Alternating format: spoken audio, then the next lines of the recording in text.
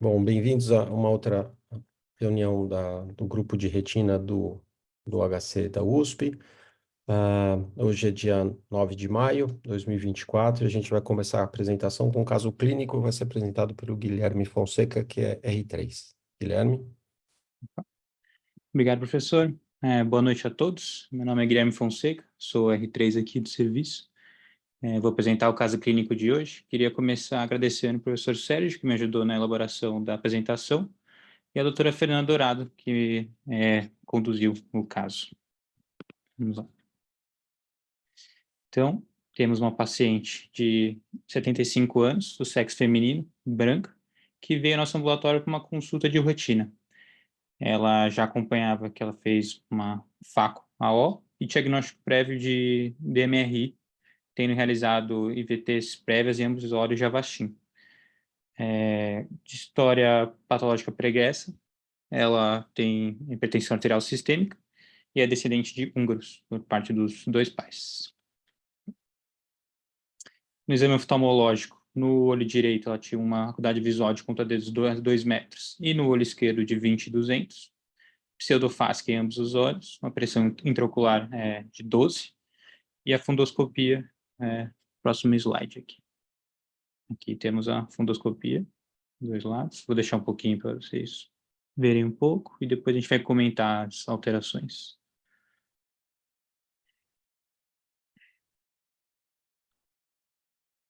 Perfeito. Agora aqui focando mais no polo posterior.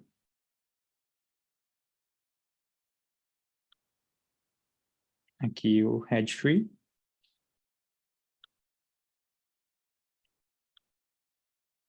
A autofluorescência.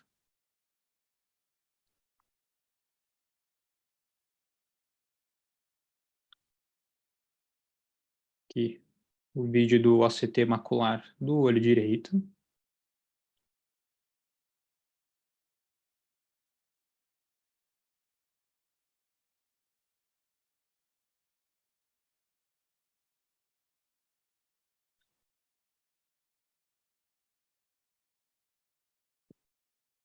Do olho esquerdo.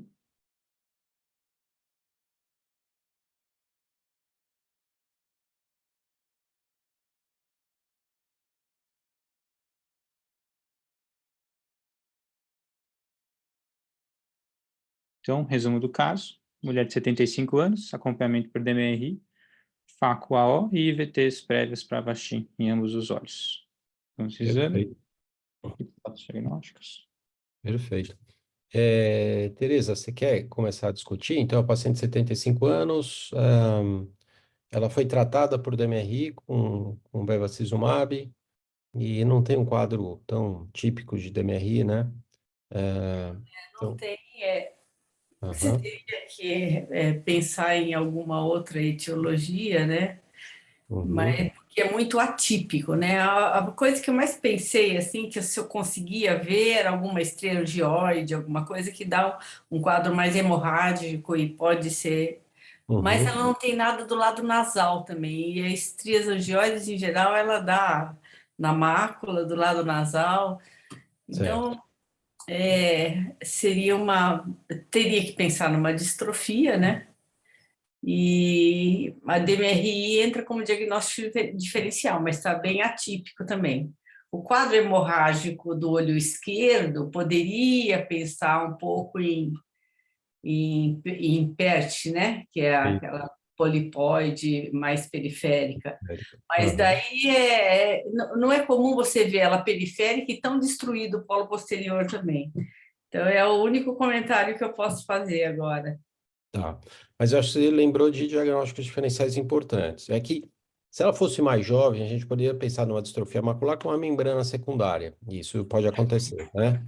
Agora, essas hemorragias periféricas não são comuns em DMRI, que seria o outro diagnóstico, essas alterações, né? Essa maculopatia exudativa que ela tem, mas tem uma coriorretinopatia hemorrágico-exudativa periférica, né? Que é o PERT, que é como se fossem pólipos na periferia que pode dar um quadro esse.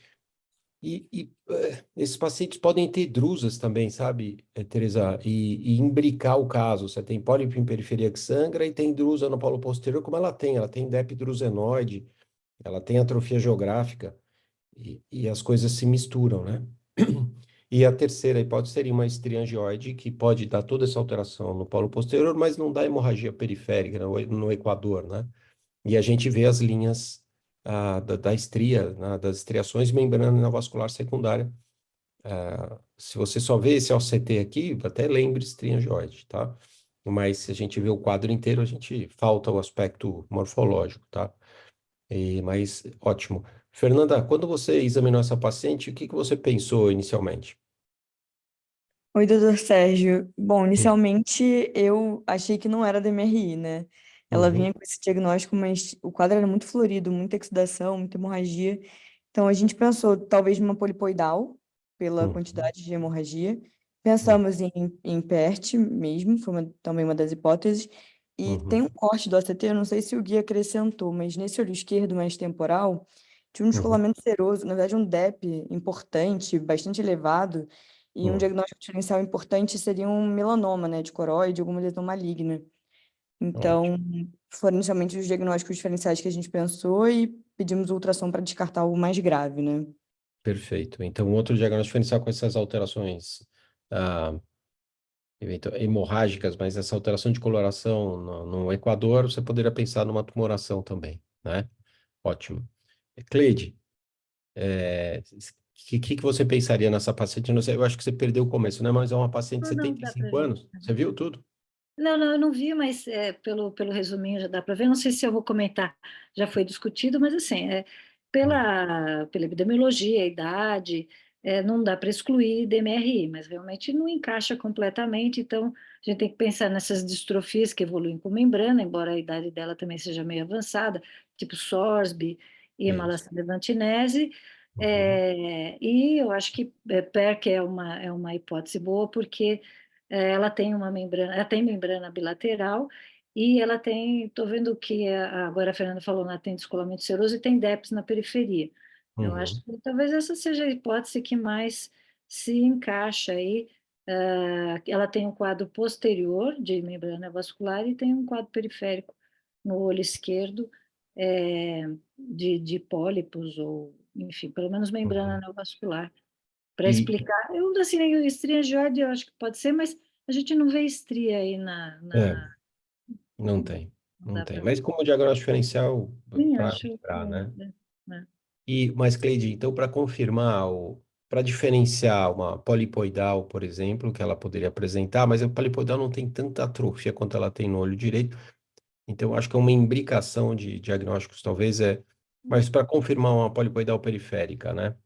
Sim, Você faria, o uma, que está faltando de uma exame? endocrinina, se bem E- que a qualidade é difícil, né, na média periferia, eu- periferia, eu- ainda mais se ela tem descolamento seroso, tem muita hemorragia, mas seria uma endocrinina aí para ajudar. Porque em endocianina a gente consegue identificar as alterações polipoidais periféricas que esses pacientes têm, né? Então, seria importante a gente ver. E acho que a gente cobriu todos. Então, distrofias com membrana vascular, estria com membrana secundária, causas tumorais, polipoidal periférica, que é a corioretinopatia exudativa hemorrágica periférica, né? E, eventualmente, uma polipoidal com extensão de pólipo um pouquinho mais temporal, e ela tem nos dois olhos. Mas, mas o OCT não é tão sugestivo, pelo menos no polo posterior de pólipo, né? Obrigada. Falaram que você era um amor. Olha só. Todo mundo que eu falei, Marquinhos. Tem alguém com o microfone aberto aí? Ó. Deixa eu ver aqui. É bom fechar o microfone. Isso, boa. Então vamos continuar com os exames para a gente ver se a gente consegue determinar o diagnóstico, Gui. Vamos sim. Gente, foi feito inicialmente a angiografia, que estava mais disponível ali inicialmente. Se Aqui a você angiografia quiser, você pode descrever os exames, né? Nesse ponto. Você vê na anjo aqui, você vê uma impregnação tardia de contraste, você tem muita alteração pigmentar, certo? exato. No posterior, você tem atrofia de retina, então você tem essa impregnação tardia aqui no olho direito, né? Mas pode ir descrevendo, pode seguir isso. aqui no anjo também do olho esquerdo, bem semelhante à do olho direito, porém com essas áreas de bloqueio pela hemorragia, ali na periferia. E, como a doutora Cleide já tinha mencionado, foi optado também por fazer a endocianina, que a gente acabou conseguindo fazer durante o nosso congresso. Aqui do olho direito, não revela muito mais informações. Já do olho esquerdo, a gente vê aqui que começa a aparecer em fases mais médio-tardias, na média periferia temporal superior, dois pontos hiperfluorescentes que vão aumentando conforme o exame. Aqui, como a Fernanda já tinha mencionado, a gente fez o OCT dessa região. Depois da endocianina ficou mais fácil de saber onde realizar o OCT. Essa imagem tá bonita, né? Volta um pouquinho, Guilherme, só para a gente descrever melhor, para quem não está acostumado. Então, a lesão polipoidal, as lesões polipoidais, são essas lesões arredondadas, em geral tem uma rede neovascular ramificada em torno delas, que às vezes é difícil de a endocianina identificar. Mas elas são hipersenescentes, né, no início, e essa fluorescência vai aumentando durante o exame, né? E é exatamente o que a gente vê com esse pólipo.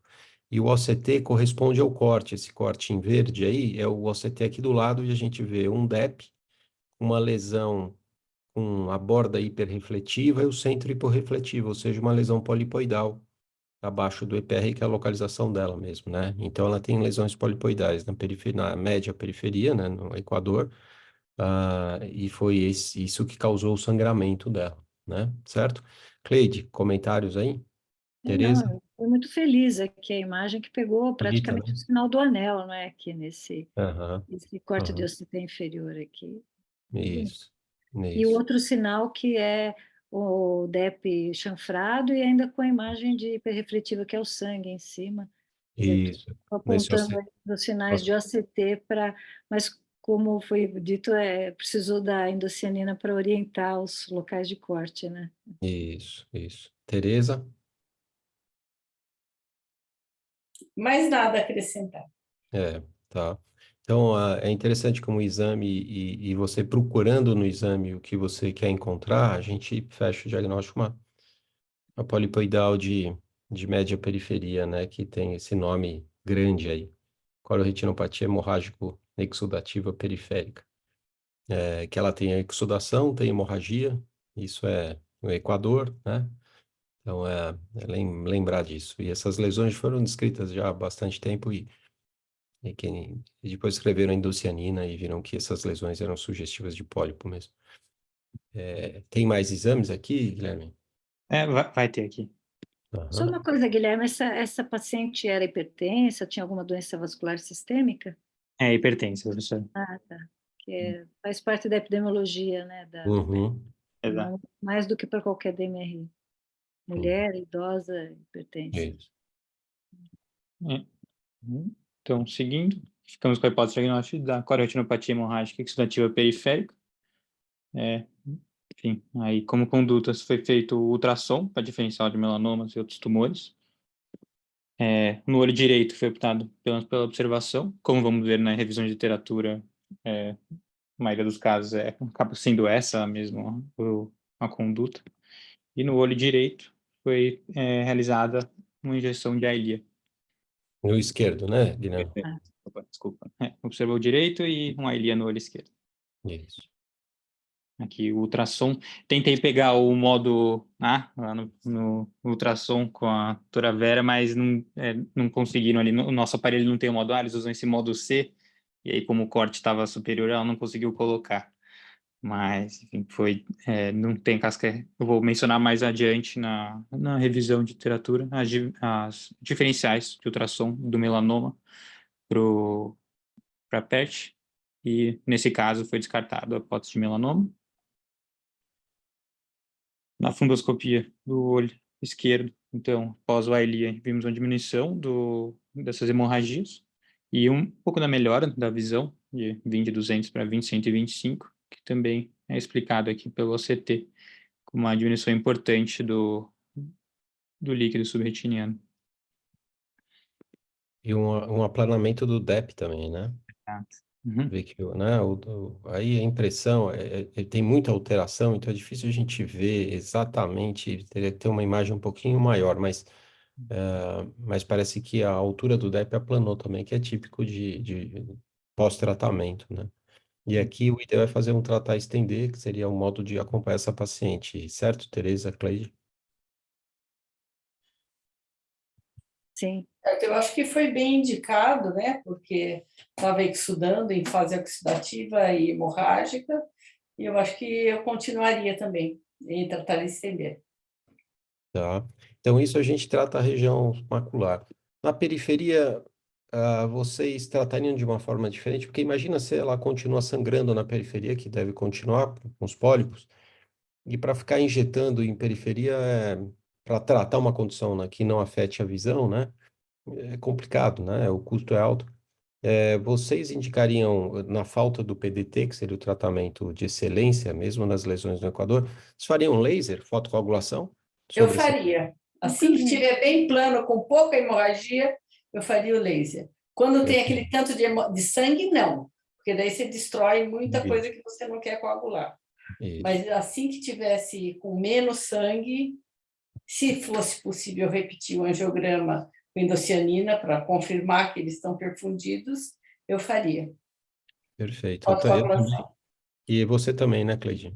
Também faria, também. Essa semana eu vi uma paciente, eu comentei no ambulatório que tinha essa corioretinopatia exudativa periférica e ela tinha um edema macular, tratei com antiangiogênico, e as lesões periféricas eu fiz laser, então eu fiz uma panfoto. Ela tinha drusa nos 2 olhos, no polo posterior, e na periferia do olho esquerdo eu fiz essa panfoto e estabilizou. Então eu sigo ela há vários anos, sem recidivas. Era unilateral alteração, em geral unilateral, né? E continuo seguindo a DMRI dela. Então você pode ter essa combinação de drusas e mais pólipos em periferia, né? Você quer fazer a revisão, Guilherme? Vamos sim. Tá. Então, fazer uma breve revisão aqui do PESH. Iniciando pelo histórico, ela foi inicialmente descrita em 1962 como lesões coroidais hemorrágicas na média, periferia e periferia de pacientes que, nessa época, tinham um diagnóstico de DMRI. Depois, em 1980, vieram Shields e Annesley, vieram com uma revisão com bem mais pacientes, chegando quase 170 pacientes, e trataram ela como uma degeneração periférica retiniana em mulheres caucasianas. Ao longo desses anos também, vários estudos referiram a essa entidade com vários outros nomes também, hemorragia retiniana espontânea maciça, degeneração retiniana pisiforme excêntrica, degeneração disciforme extramacular e degeneração retiniana periférica relacionada à idade. Começando um pouquinho com a epidemiologia, outra que ele já mencionou, é muito mais comum em mulheres, chegando a quase 70% e quase todas caucasianas. A idade média dos pacientes é de 77 a 83 anos. 31% tem acometimento bilateral. Existem alguns fatores de risco mais importantes que foram observados. A idade avançada e o sexo feminino, obviamente, além de hipertensão arterial sistêmica. E também é um pouco questionado a relação dos anticoagulantes, antiplaquetários e doenças cardiovasculares como um fator de risco. Ela vem associada com duas doenças, principalmente, né? O DMRI, que é uma associação controversa, e uma vasculopatia polipoidal do coroide. Vários achados da PERSH que puxam essa associação com a DMRI, como as drugas maculares, alteração de PR macular, em proporções semelhantes no olho ipsilateral e no contralateral. E, segundo Mantel, também tem a DMRI, estava em 70% dos pacientes que fecharam o diagnóstico para PERSH. Vasculopatia polipoidal do coroide, a relação é como se fosse uma relação causal, como se a PERSH fosse um subtipo da polipoidal. E os pólipos periféricos são sempre observados na CT, na angioflúor e na endocianina. Falando um pouquinho dos sintomas, a maioria é assintomático, como uma doença que pega principalmente a periferia, então os pacientes dificilmente notam até que chegue realmente na visão central. Os sintomas mais comuns é a perda e a diminuição visual, floaters, fotopsia, metamorfopsias e raramente episódios de dor foram mencionados. Mais ou menos 50% dos pacientes mantêm uma visão de 20/20 a 20/40, e os pacientes que têm uma visão pior, de 20/200 ou menos, é decorrente de hemorragia vítrea, subretiniana, fluido subretiniano ou uma extração lipídica. Esses episódios de dor mencionados foram, em geral, por fechamentos angulares devido à hemorragia periférica maciça. Na fundoscopia, que nós vemos são hemorragia subretiniana ou sub-EPR. A localização mais comum, como eu coloquei nesse mapa aqui na esquerda, é temporal, principalmente temporal inferior, entre o equador e a hora serrata. Nosso paciente era mais temporal superior, mas é bem próximo ali. Também é possível observar fluido sub-EPR, áreas de exudação, hemorragia vítrea e alterações mais crônicas também, como hiperplasia, atrofia do EPR e áreas de fibrose.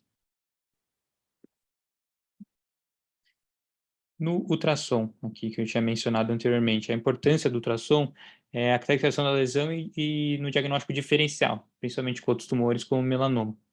Aí falando um pouquinho do ultrassom específico do PERT. Ele não tem um achado característico no modo A, as lesões têm repetitividade interna variável, de pequena, média e alta. As lesões, a maioria tem formato em domo, apesar de que formatos irregulares também foram vistos, mas em menor proporção. A espessura média de 2,3 e a dimensão de base média de 10 milímetros. Ela não tem uma pulsação vascular intrínseca, que também é característica do melanoma, e também não tem uma escavação de coroide vista no melanoma. Aqui as imagens do nosso exame, inclusive. No OCT,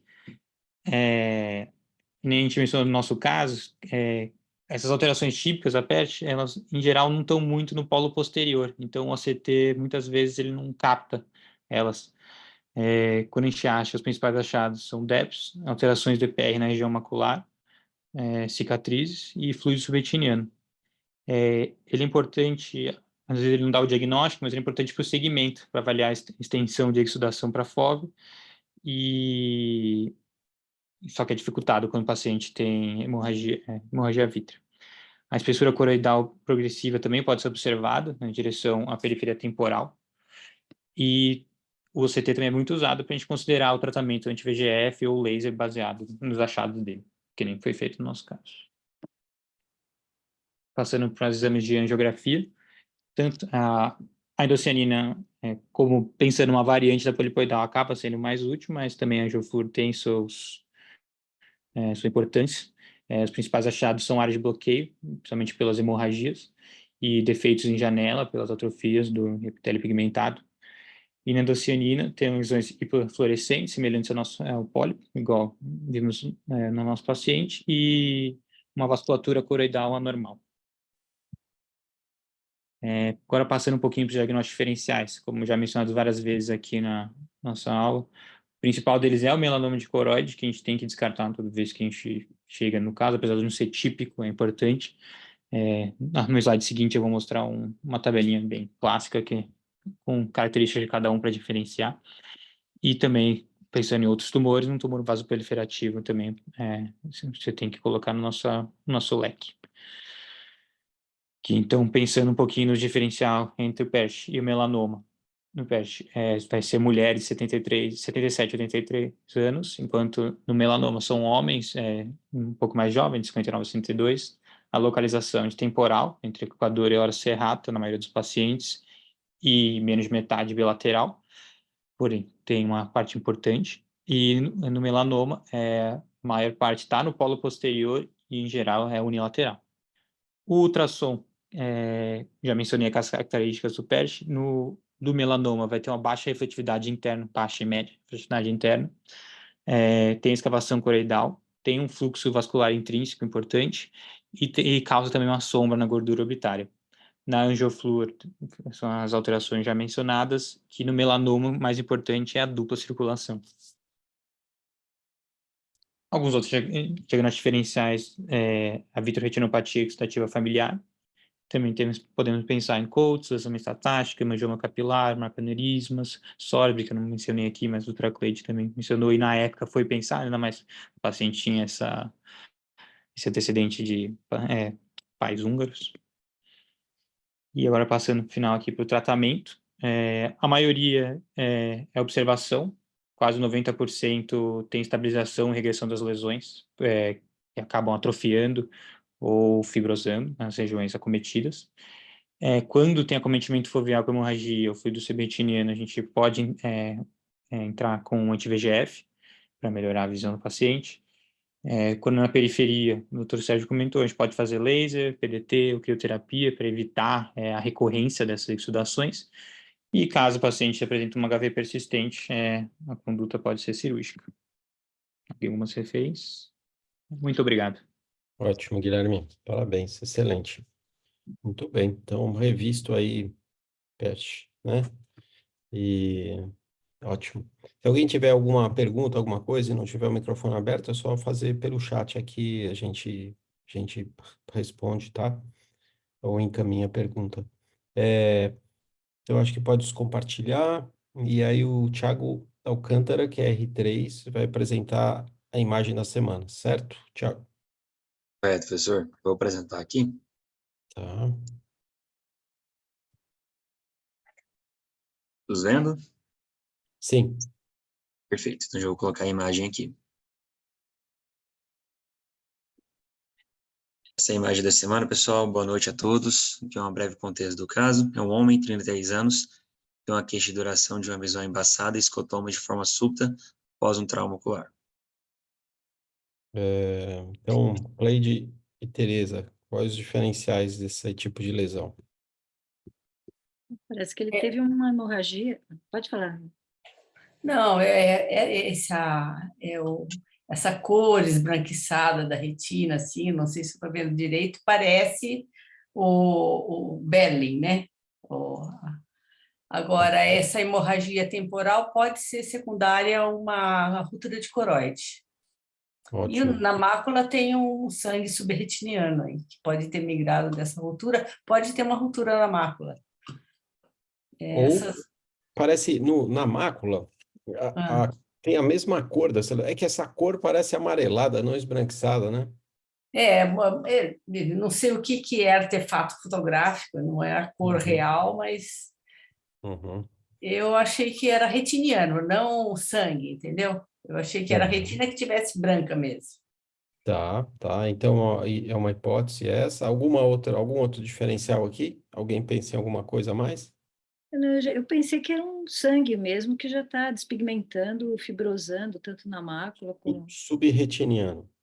Subretiniano, um trauma muito importante, não sei o que foi, mas aí depende do tempo, né? Teria que ter passado alguns dias já do trauma para esse sangue começar a fibrosar. E como tem um sangue ativo aqui, pré-retiniano, é difícil você ter um sangue reabsorção subretiniana no mesmo trauma, né? Então, Cleide, é gozado, porque a imagem aqui, a coloração da imagem engana, sabe? Então, eu acho que o Thiago mostrou por causa disso aqui, né? Então, Mas isso daí é retinografia mesmo ou é aquela imagem colorizada? é a imagem colorizada, só pode ser. Eu acho que não Mas é, então fica muito estranho, né? não De é uma identificar. retinografia, né? Usual, né? Algum outro diagnóstico? Então, a gente pode. Uma hipótese seria uma hemorragia grande subretiniana, eventualmente no paciente até com pólipo, de forma a hemorragia ela regredir, deixar esse aspecto amarelado, mas na verdade o aspecto não é amarelado, ele é esbranquiçado, né? E esse Purcher seria um outro, então, como a Thaís falou, um outro diagnóstico diferencial, é que o Purcher são exudatos algodonosos, né, peripapilares, assim, né, um Purcher-like. Em geral está associado a traumas maiores, né, com fratura óssea, inclusive, né, mas faz parte do diagnóstico. Ele teve um trauma contuso ocular, é isso, Tiago? Exato, professor. Então, é um trauma, o Purcher seria um trauma à distância, né? Então, o Vitor falou, pode ser icomótil, né? E que é o edema de Berlin que a Teresa comentou, né? E, então, Então foram dois aqui, e o Luiz Cláudio também está falando, que parece isso, o multi-ret. Aqui, o termo é interessante, né? Do comotio e do edema de Berlin, para mim são sinônimos. Então, Berlin descreveu, eu não sei se vocês sabem como o Berlin descreveu esse edema. Alguém sabe? O Berlin descreveu isso, o Berlin era alemão, ele descreveu, né, como o nome diz, ele descreveu em coelhos, e era coelhos? Eu acho que sim. Ele soltava um elástico no olhinho do coelho e via que depois desse trauma contuso, ele via lesões esbranquiçadas na retina, que ele supunha que era um edema, que era esbranquiçado, não amarelado assim, mas eu acho que a cor aqui está desvirtuada. E daí chamaram depois de edema de Berlin, que o outro termo é comotio retina. Então, eu não acho que a gente diferencie o comotio de um edema de Berlin. Tem graus do edema, tem graus mais graves, menos graves, mas acho que a gente pode usar como sinônimos, né? Descrevendo quem descreveu, né? Ou, ou como uma lesão, como uma comoção de retina, um trauma de retina, né? Isso é fragmentação do segmento externo de fotorreceptores. Mas, Cleide, é difícil para dizer com essa cor que é o edema de Berlin, né? É muito difícil. O Ah, Thiago me mostrou, eu fiquei olhando assim, olhando, sabe? Então, muito é difícil. interessante. Mas a minha ideia da diferença de Comostio e Berlin é que o Berlin era mais na mácula e o outro era mais periférico, mas a indução é um vasoespasmo, né, relacionado com o trauma, com uma parada de circulação e edema da retina. Eu tinha ideia que o Berlin era mais na mácula e o restante chamava Comostio. Não sei se é verdade. Quando ele lesava os coelhinhos, aparecia lesão em tudo quanto é lugar da retina. Comissão de ética médica até arrepia escutando a história dessa, né, professor, do Berlim. Você vê como mudam as coisas. Isso foi final do século XIX.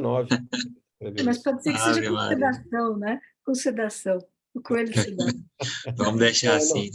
Tomara que tenha, talvez, eu acho que deve ter sido com sedação, com certeza, senão é difícil. Muita judiação, né? Então é isso, quer dizer, a foto engana um pouquinho, parece até exsudação ou hemorragia em reabsorção, mas é um edema de Berlim, um comotio retina, né? E aqui hemorragia, eu concordo com vocês, pode ser um trauma de coroide, né? E com uma hemorragia associada, pode ter uma avulsão de um vaso da retina e sangrado, né? Pode ter sido o vítreo tracionando uma expansão equatorial, não sei qual que é a extensão do trauma, mas rasgando, fazendo uma ruptura e sangrando. Então, na foto é difícil a gente identificar, né? Então, você quer fazer a revisão, Tiago? Tem algum Com outro? certeza, professor. Tá. Perfeito. Exatamente isso. Quis pegar essa imagem, foi a imagem da semana também da Sociedade Americana de Retina, está no Retina Image Bank para quem quiser acessar também. Achei bacana a imagem, acho legal no contexto dos R1s que estão chegando também, começando ali a acompanhar um pronto-socorro, é algo bastante comum que a gente vê no pronto-socorro, por isso que eu achei interessante colocar essa imagem. E essa imagem é interessante porque ela é de um tenista profissional dos Estados Unidos, e durante um jogo ele tomou uma bolada no olho e fez esse acometimento, acabaram gravando ali essa imagem. Breve revisão aqui, então. Basicamente, o comotio retinae ou o edema de Berlin, como foi descrito, realmente tem esse contexto que a doutora Leite falou, que alguns autores acabam considerando mais edema de Berlin quando acomete ali a região ocular, mas o importante é que é uma lesão na retina, que vem sempre acompanhada ali do contexto de trauma ocular, um trauma contuso, cerca de 30% dos traumas oculares que vão ao pronto-socorro tem um edema de Berlin evidenciado. Esse trauma gera uma perda de fotorreceptores, com ou sem perda de outras camadas também. Alguns artigos falam que essa perda maior de fotorreceptores, eles não estarem suspensos ali pelas células de Miller também. Essa lesão, esse empalidecimento da retina, pode ser na região do trauma, ali do impacto escleral, ou pela propagação das ondas de choque, acaba cometendo a retina distante, né? Pode ser contralateral ou outras regiões também. Esse trauma principal que a gente tem que levar aqui é essa palidez retiniana, Pode vir ou não acompanhada ali de umas hemorragias por avulsão de vaso, hemorragias intrarretinianas. Alguns casos, quando a gente tem esse empalidecimento importante ali na região macular, acaba, pela fóvea ficar um pouco mais avermelhada, a gente tem um pseudo-cherry spot, também descrito na literatura. Importante, principalmente o pessoal que está em pronto-socorro, levar em conta lesão desse tipo em criança, tem que levantar o sinal de alarme ali, maus tratos também, vale a pena uma investigação. Esse segmento que eu estou mostrando não é do nosso paciente, mas é só para a gente botar aqui como contexto.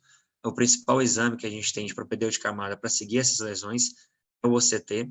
Aqui, nesse caso, geralmente a gente tem um acometimento ali da zona elipsoide, você tem uma hiperrefletividade da zona elipsoide, um afilamento da mesma, acompanhado também ali de uma disruptura da zona de interdigitação. Além de um outro acometimento que a gente vai evidenciar aqui no diagnósticos referenciais. É uma lesão que, em grande parte das vezes, tem uma evolução benigna.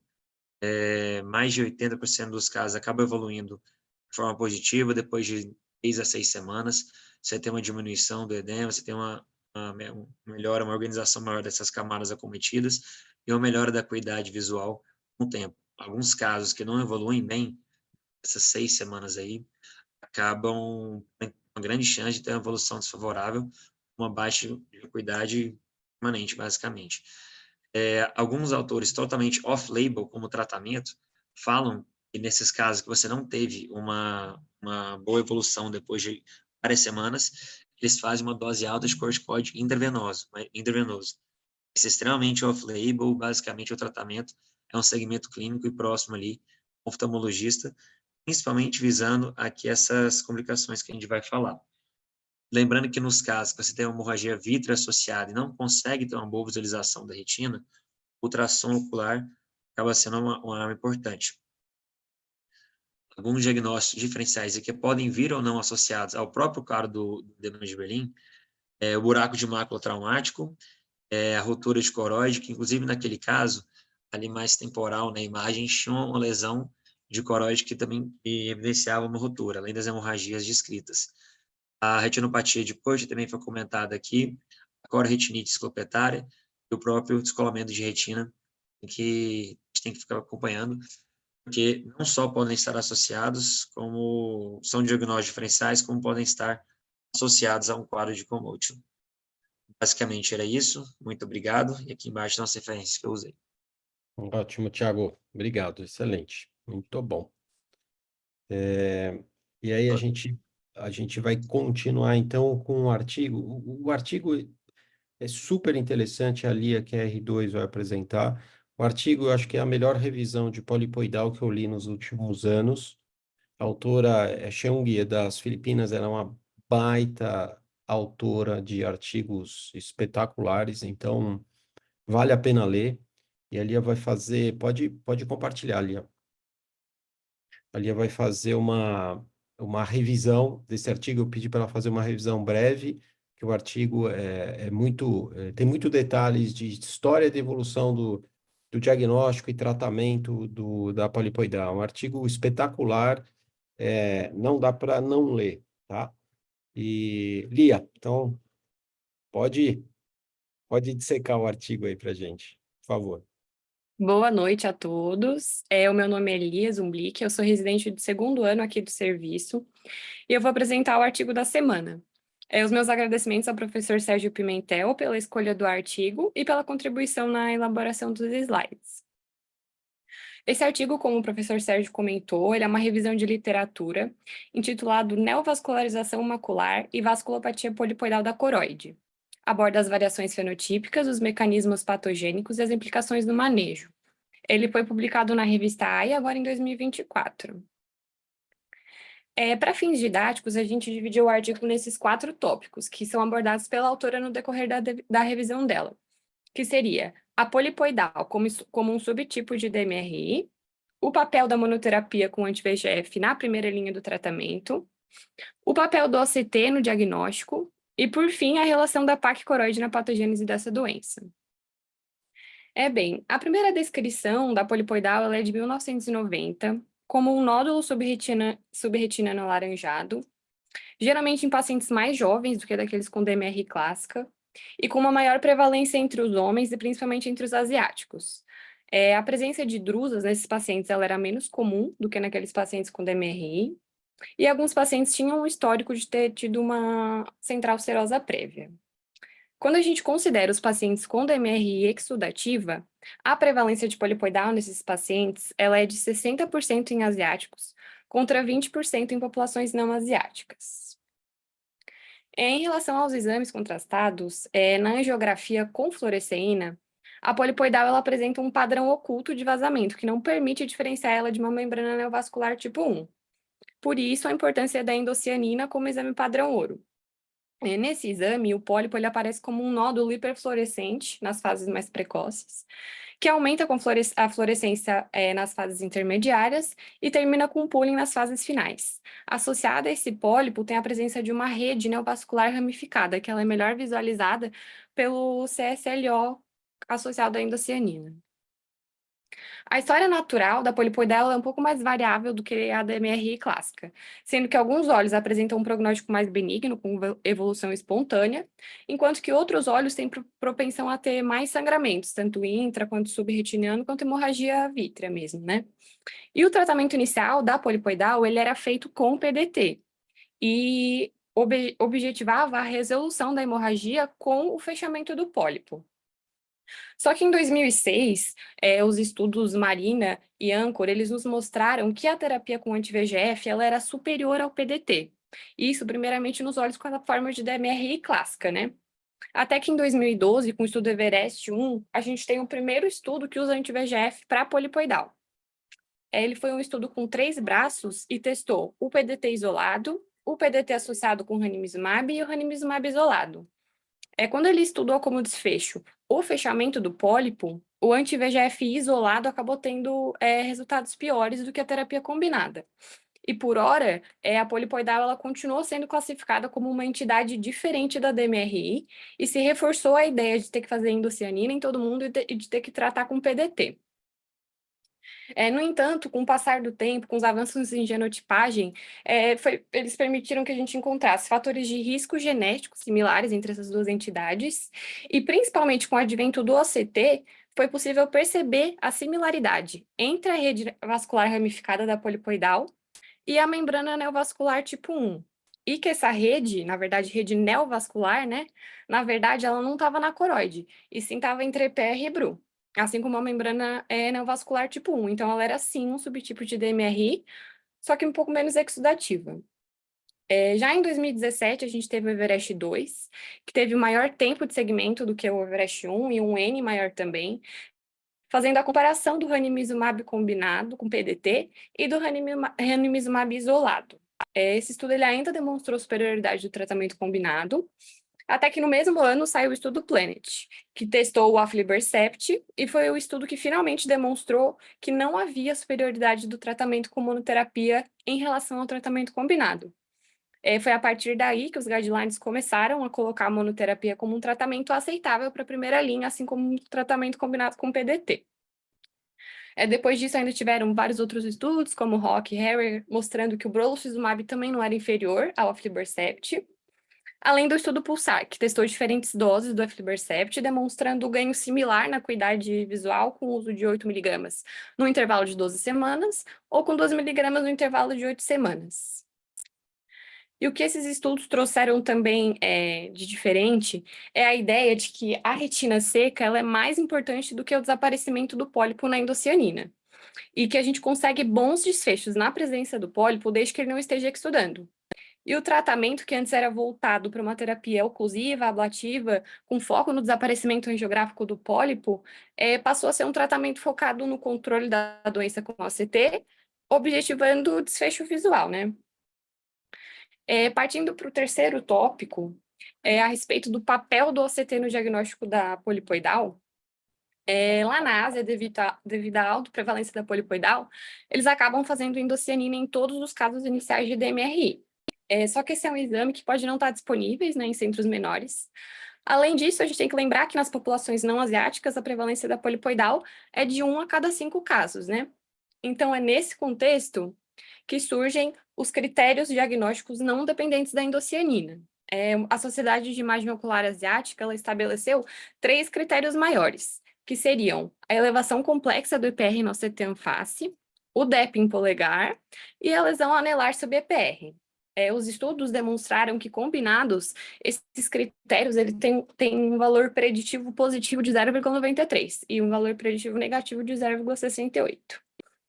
Além disso, a gente tem os critérios menores, que seriam o nódulo alaranjado no fundo de olho, o sinal da dupla camada, a PAC coroide e o DEP complexo. As vantagens desses critérios em relação à endocianina também estão em diferenciar a polipoidal de outros tipos de hotspots, tipo membrana tipo 3 e macroneurismo. Um outro questionamento que a autora traz é se haveria diferença no desfecho caso a gente tratasse uma polipoidal como uma DMRI típica. E hoje a gente sabe que a monoterapia ela vai ter boas respostas para a maioria dos casos de polipoidal, sendo que a gente dá preferência para o regime de tratamento tratar e estender. E como critérios de acompanhamento, a gente vai usar a melhora do fluido subretiniano, intrarretiniano, a melhora da acuidade visual, das hemorragias e a diminuição do tamanho e da refletividade do pólipo. Sendo que o aumento do tamanho do pólipo, mesmo que não tenha líquido associado, ele deve ser considerado como reativação. Existe um subtipo de polipoidal que tem resposta subótima à monoterapia, e nesses casos, seriam os casos que é recomendado fazer endocianina e pensar em fazer ou um switching de agente, ou, se fosse disponível aqui no Brasil, o tratamento combinado com PDT. Então, seria para esses casos que ficaria reservado o PDT. Para esse grupo que tem uma resposta subótima, além dos pacientes que têm dificuldade de aderir a múltiplas injeções, para subtipos mais agressivos, como áreas grandes de pólipo e uma coroide hiperpermeável. E apesar do tratamento combinado ter uma boa resposta inicial, é uma resposta mais precoce, né? Ele não é isento de riscos, como hemorragias pós-tratamento, isquemia coriocapilar e o próprio dano ao EPR, além, né, do principal problema, que é a indisponibilidade aqui no Brasil. Por fim, o artigo ele traz essa relação da PAC coroide como um mecanismo para polipoidal. Primeiramente, com a definição da PAC coroide, né? Que inclui uma coroide mais espessa, uma camada de Haller com os vasos anormalmente dilatados e uma hiperpermeabilidade da coroide. A ideia é que a compressão da coriocapilar por esses PAC vasos, junto com insuficiência venosa e estase, além da própria perda primária, né, da coriocapilar, ela tem como um resultado final a isquemia da coriocapilar, gerando a formação da membrana neovascular. Já as drusas, que são um marcador de sofrimento crônico do EPR, né, elas estão menos frequentes nos casos de olhos com polipoidal. E nesses olhos são mais frequentes as PAC drusas, que são diferentes em formato e distribuição. Então, a gente tem esse paralelo entre os dois fenótipos de olhos que têm coroides mais finas, apresentando depósitos drusenoides subretinianos e membrana neovascular tipo 3, e os olhos com coroide espessa, apresentando as PAC drusas e a polipoidal. Por fim, a autora traz, né, essa questão do potencial das terapias personalizadas baseadas em morfologia de coroide, nas novas tentativas aí de estar quantificando o volume vascular de coroide com a CTA para incorporar em análise de inteligência artificial, só que a gente ainda não sabe qual que é o prognóstico desse dado como um novo biomarcador. Obrigada. Lia, parabéns pela revisão, viu? Excelente, excelente. Então, parece que a gente está lendo o artigo de novo aí que você falando, tá? Parabéns. E, de novo, eu indico esse artigo para qualquer pessoa que queira saber mais sobre polipoidal. Ele é muito bem escrito, a autora é uma autora espetacular e a Lia fez jus aí a autora, viu, Lia? Parabéns pela apresentação. Obrigada, professor. Muito bom. A gente que agradece, né? Agora a gente vai fazer a imagem, o caso cirúrgico. E o caso cirúrgico, quem vai apresentar é o Fábio, que é fellow de retina cirúrgica. Fábio? Tudo bem? Boa noite, sou o Fábio Marinho, sou fellow do segundo ano da retina cirúrgica.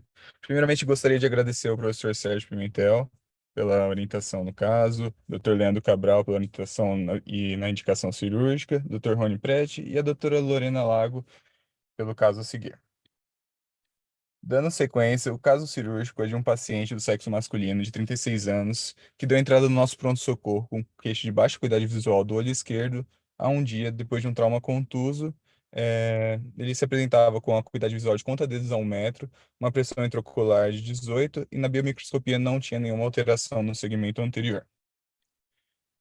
Dando sequência, na retinografia e no ACT do olho esquerdo, na retinografia a gente consegue evidenciar esse sangramento extenso subretiniano com áreas de ruptura de coroide e a gente consegue evidenciar também um buraco macular bem na região central.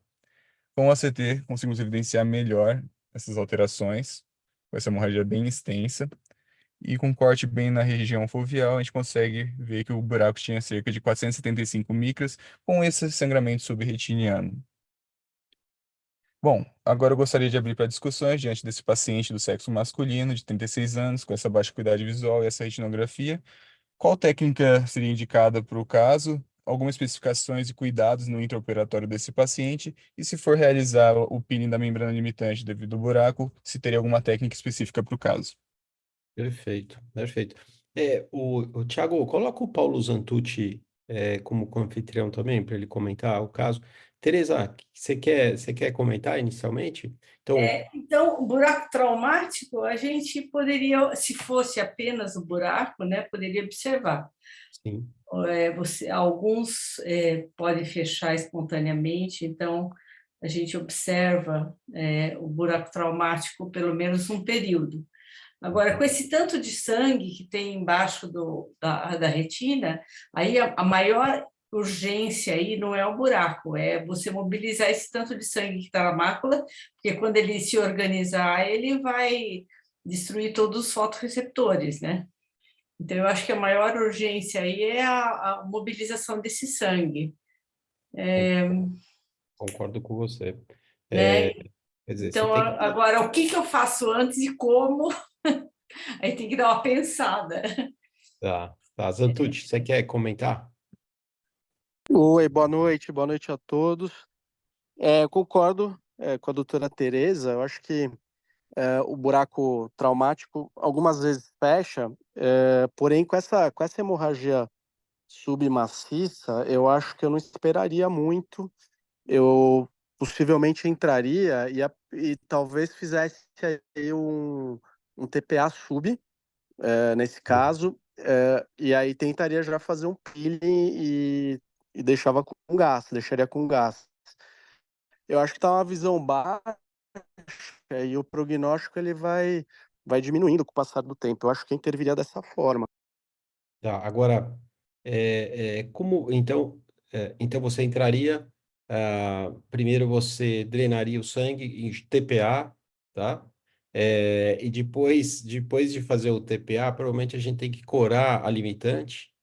Então, eu estou pensando aqui, daí remover a limitante, aí colocar o gás e aí o paciente ele não pode fazer uma proniposição, né? Ele tem que ficar olhando um pouquinho, uma inclinação de cabeça um pouco, para você ter as duas composições. Você tampona o buraco que você já removeu a limitante com gás e, ao mesmo tempo, você desloca a hemorragia inferiormente, certo? Certo, Paulo? Pois é. Eu acho que eu iria nessa lógica. É uma cirurgia delicada, né? Um caso com vários passos, mas eu acho que eu iria exatamente nessa lógica do seu raciocínio. Eu acho que eu faria dessa forma mesmo. E posição em passarinho, né? Aquela posição 45 graus no pós, né? Para você drenar essa hemorragia inferiormente, né? Deslocar a hemorragia inferiormente, né? Deslocação pneumática do gás para a hemorragia, né? E daí, ao mesmo tempo, você tampou no buraco. Eu acho que foi isso que o Fábio pensou no começo, na entrada da cirurgia, ele e o Leandro, mas durante a cirurgia eles tiveram uma complicação aí que ele vai mostrar, né? Fábio, quer seguir? Vou seguir aqui, professor. Bom, dando sequência com o vídeo, gostaria de agradecer o Pedro Braga por ter entrado e me auxiliar na cirurgia, o Dr. Leandro por ter orientado no intraoperatório, que deveria ter os cuidados, né? Bom, a gente começa aqui com o core, fazendo a vitrectomia do core. Aí, com o auxílio da triancinolona, a gente vai para a realização do descolamento do vítreo posterior. A gente optou no intraoperatório, visualizando o buraco, por realizar realmente o peeling da membrana limitante. Coramos aqui com azul brilhante.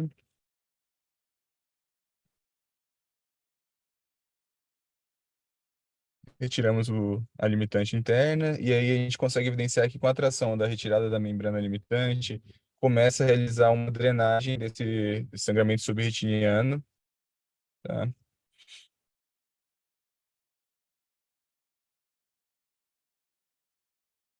Estendemos o peeling para a região das arcadas.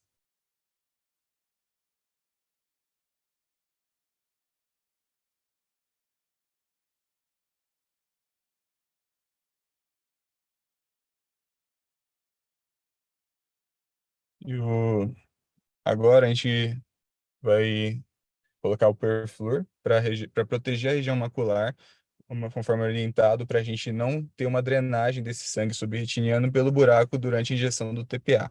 Com o auxílio da agulha de 38 gauges, a gente optou por injetar temporal inferior. A gente consegue ver elevando nessa região, porém agora nesse corte a gente consegue ver melhor o sangue um pouco mais elevado, com uma bolha de ar subretiniana, sabendo que a medicação entrou toda lá. Quando a gente realiza a troca fluido-ar, o sangue acaba por ser drenado pelo buraco, e a gente optou por deixar com C3F8 a 10%.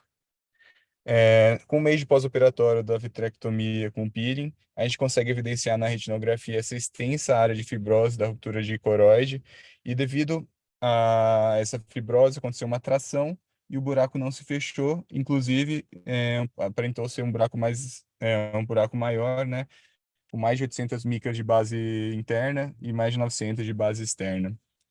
Diante disso, o paciente está com acuidade visual de 0,1, gostaria de abrir para discussão referente, nesse caso, se realizaria alguma reabordagem e, se sim, qual técnica para fechar esse buraco macular. Então, Tereza e Paulo, vocês viram que putz, a ruptura de coroide é um fator complicador enorme, né? Quer dizer, um trauma severo acaba lesando, rompendo o EPR e a BRU, forma essa ruptura de coroide, a ruptura de coroide que tracionou um buraco que fecharia normalmente, né? Então, aqui você não consegue fazer nenhuma outra técnica para alívio dessa tração, certo? Você não tem mais a limitante para fazer um flap de limitante, certo? Então, qual que é a técnica aqui? Vocês fariam alguma coisa ou o paciente já ganhou campo de visão, mantém só o campo de visão?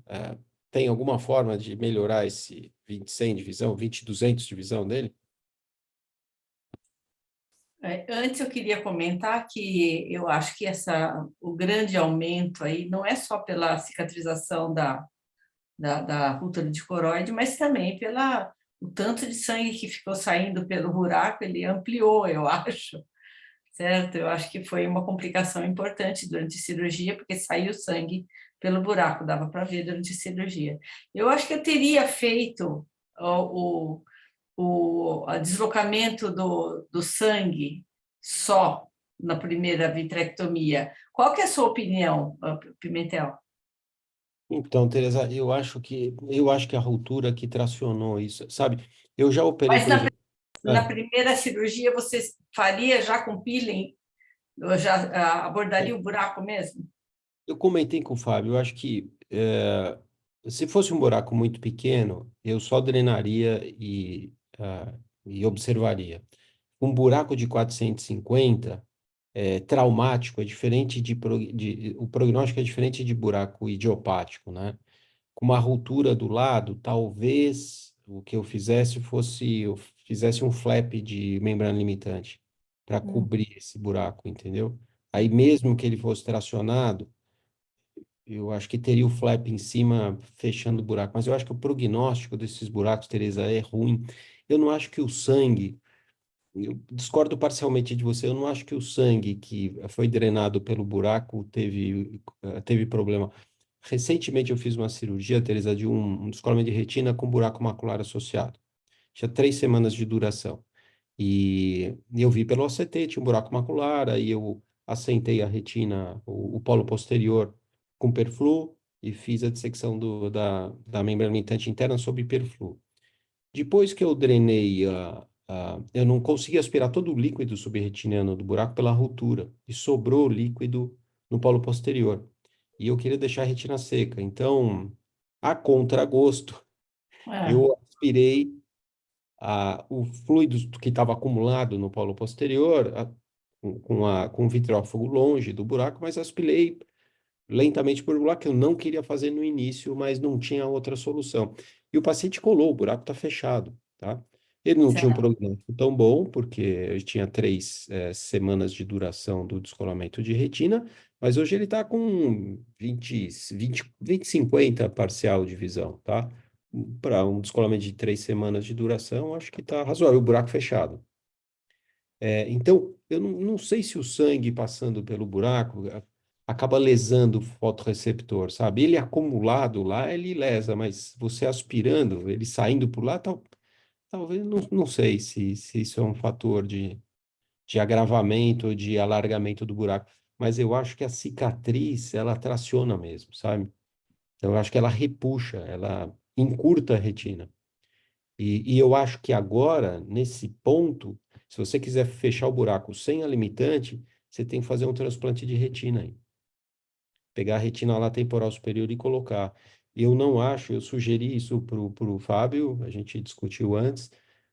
Eu acho que é uma técnica cirúrgica que é interessante você aprimorar.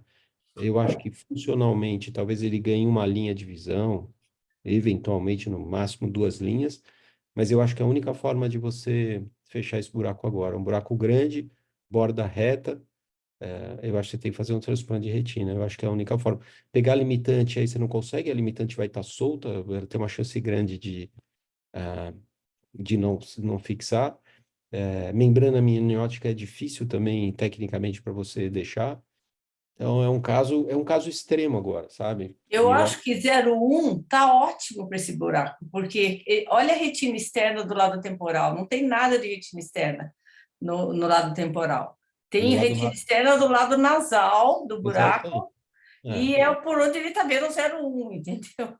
E Tá. mesmo que você tampar esse gap aí, ele não vai melhorar que 0,1, eu Então, acho. a outra opção, concordo com você, Teresa. A outra opção seria observar, não fazer mais nada. Se você fizesse alguma coisa, se você decidir fazer, eu acho que a única opção aqui nesse caso é fazer um transplante de retina, né? E colocar um pluguezinho de retina aí, na retina do equador, temporal superior. Mas eu concordo com você, talvez ele não melhore a visão mesmo, né? Ou se melhorar, melhora pouco e talvez ele não perceba, porque o outro olho é 20/20, e eu não sei se ele vai perceber diferença de um olho que é 20/200 para 20/100 ou mesmo para 20/80. Acho que ele não percebe, vai estar ruim do mesmo jeito comparando com outro olho, né? Então, uma Mas eu opção, queria concordo com você. parabenizar a cirurgia, porque com aquele tanto de sangue embaixo da retina, para ficar com 0,1, realmente foi muito bem abordado o caso, né? Com certeza. Obrigado. Zantucci, alguma opinião aí da Não, reabordagem? eu concordo com o doutor Sérgio, a técnica do transplante é uma técnica muito legal, super bonita, acho que seria até válido, mas nesse caso específico, eu acho que eu só observaria também, acho que ficou bom, foi, acho que a melhor abordagem possível. Eu agora, a partir daí, eu já não interviria novamente nesse caso. Perfeito. Isso com certeza é uma consideração para fazer, não reintervir. Eu acho, mas num caso extremo, se você decidir reintervir, eu acho que só tem uma possibilidade cirúrgica aí. Fábio, dependendo do que você fizer, você mostra de novo, tá? Combinado, professor. Pode deixar. Mas parabéns pela cirurgia, você, o Pedro, o Braga e o Leandro Cabral, né? Caso difícil de fazer, né? E Uhum. vocês tiveram um resultado que foi possível, né? Sim, o Excelente. paciente tá bem feliz também, viu? Sentiu a melhora, né? Mas agora vamos ver o que que a gente vai fazer para a próxima vez. Tá bom, Fábio, parabéns, tá? Obrigado, professor. Excelente. Então, eu queria agradecer a todos que apresentaram, o Fábio que apresentou aqui o caso cirúrgico, a Lia que apresentou o artigo, o Tiago Alcântara que apresentou a imagem, e o Guilherme Fonseca que apresentou o caso clínico, e as discussões aqui da Maria Tereza Bonanomi, da Cleide Machado, quem mais que discutiu aqui? Bom, de todos que fizeram a discussão, de todos que assistiram, né? E o Zantucci, que discutiu também, a Fernanda Dourado, que discutiu o caso clínico no início também, tá? E a todos que assistiram, agradeço muito, e na quinta-feira que vem a gente volta, tá? Um abraço para todos, tudo de bom. Uma ótima sexta-feira, ótimo final de semana.